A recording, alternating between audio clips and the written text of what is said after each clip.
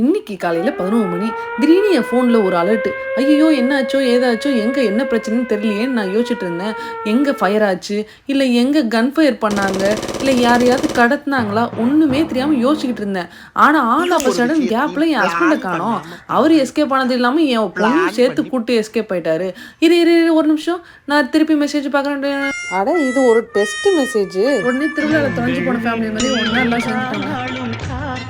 சரி போதும் ஃபேமிலி பாட்டை நிப்பாட்டுங்க அப்படின்னு சொல்லிட்டு இன்னைக்கான ஸ்ட்ரெஸ்ஸுக்கு கண்டிப்பாக செலிப்ரேட் பண்ணியே ஆகணும். வெளியில் எங்கேயாவது சாப்பிட்டே ஆகணும். நல்ல சாப்பாடு இன்னைக்காவது சாப்பிடணும்னு என் ஹஸ்பண்ட் சொன்னாங்க. உடனே நானே சமைக்கேன்னு சொல்லிட்டேன். பாருங்க இது என்ன சொல்லுங்க? தயிர் சாதம்.